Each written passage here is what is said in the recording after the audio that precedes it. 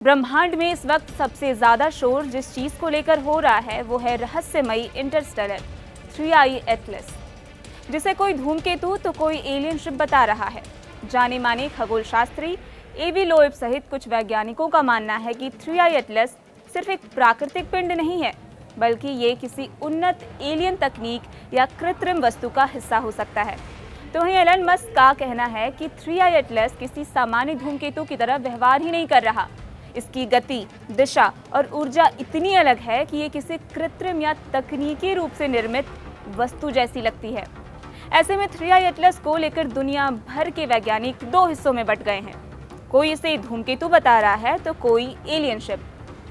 पहले आपको ये बता दें कि ये अब धीरे धीरे सूरज की चमक से बाहर निकल रहा है और आने वाले दिनों में इसे धरती से देखा जा सकेगा।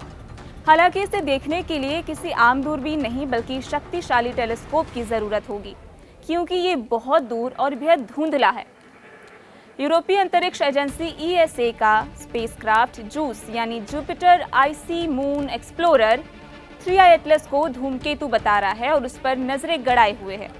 जूस फिलहाल गुरु ग्रह की 3 बर्फीली चंद्रमाओं की ओर जा रहा है और इसे वहां पहुंचने में अभी कुछ साल लगेंगे। लेकिन इसी बीच ESA ने 2 नवंबर से 25 नवंबर के बीच 3I एटलस पर 2 बार क्लोज नजर रखने का फैसला किया है। जाहिर तौर पर दाल में कुछ काला है, वरना यूरोप और नासा तो चुप्पी साधे हुए ही है। 4 नवंबर को जूस इस धूमकेतु के सबसे नजदीक होगा, करीब 6.4 करोड़ किलोमीटर की दूरी पर। ESA का कहना है कि इस मिशन से मिलने वाला डेटा वैज्ञानिकों के लिए बेहद अहम होगा, क्योंकि हमारे सौर मंडल से बाहर से आया तीसरा इंटरस्टेलर कॉमेट है। नासा और ESA दोनों इस धूमकेतु को लेकर बहुत उत्साहित हैं। अब इसे लेकर एक बड़ा अपडेट भी आया है, जिसने धूमकेतु को लेकर लोगों की उत्सुकता और बढ़ा दी है। नासा के खगोल शास्त्रियों ने पहली बार इस धूमकेतु पर पानी के केमिकल फिंगरप्रिंट की पुष्टि की है।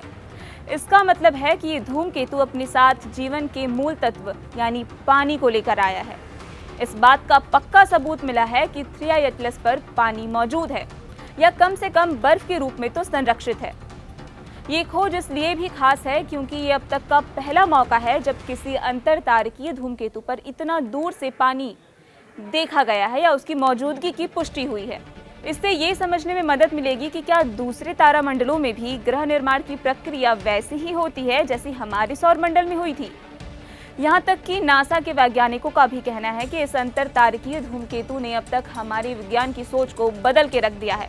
इस खोज से ये भी संकेत मिलता है कि ब्रह्मांड में जीवन के लिए जरूरी तत्व जैसे पानी सिर्फ हमारे सौर मंडल तक सीमित नहीं है। 3I एटलस की उम्र करीब 7 अरब साल मानी जा रही है, यानी ये धरती से भी 2 गुना पुराना है। इसका मतलब ये हो सकता है कि ये धूमकेतु किसी बहुत पुराने तारामंडल से आया यात्री है, जिसने अपने भीतर प्राचीन बर्फ और धूल के कणों को सहेज रखा है। 3I एटलस को पहली बार 1 जुलाई 2025 को हवाई स्थित एटलस टेलीस्कोप सिस्टम ने देखा था और फिलहाल ESA और नासा दोनों एजेंसियां इस मौके का पूरा उपयोग कर रही हैं, क्योंकि ये धूमकेतु एक झलक में ही ब्रह्मांड के दूसरे कोनों की कहानी बयां कर सकता है।